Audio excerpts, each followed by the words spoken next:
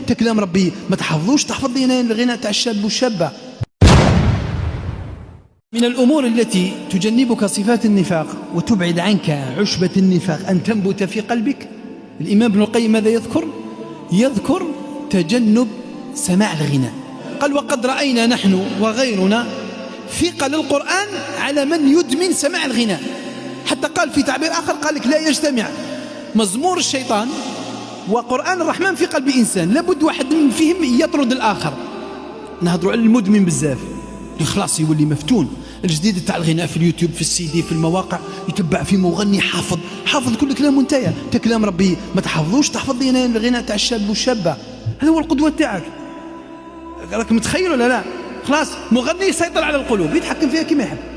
مغني مطرب، وخاصة إذا كانوا المطربين تاع الحانات والخمارات والكازينوهات والكباريهات، يعني شيء مخزي للغاية. كيف يجتمع معها الرحمن علم القرآن خلق الإنسان علمه البيان؟ كيف يجتمع هذا مع كلام الساقط وكلام حتى الفاحش؟ وعلى بالكم يعني قال لك إدمان أو كثرة استماع الغناء، لأنه كاين واحد الرواية عن الإمام أحمد وتروى حتى عن ابن مسعود، قال لك: الغناء ينبت النفاق في القلب كما ينبت الماء الكلأ.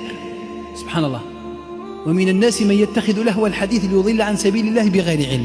قال لك لما تسمع ياسر الغناء بزاف تسمع تلقاه يجي هذا الغناء في الطريق، راك تشوفوا جماعه دوكا مع الكيتمان، راك في الطريق راك تصوني عليه باهي بعد هو خلاص مخدرات من نوع آخر. هذا كيف راح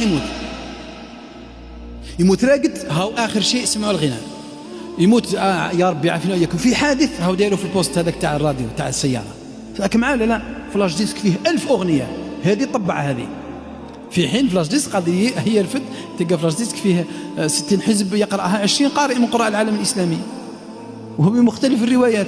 إذن باش تشوف، باش نحذروا بالك يعني ما تروحش بعيد مع هذا الموضوع، لأنه قادر يضر قلبك ويفسده ويخربه من الداخل.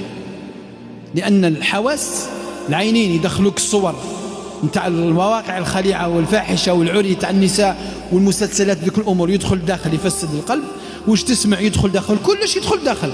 أخي يقولوا ما نعرفش المثل القديم تاع آبائنا كبار، يقول لك اللي في ذاك يجيبوا الغراف ولا قلب هكذاك برمى معمرة وش تفرغ فيه.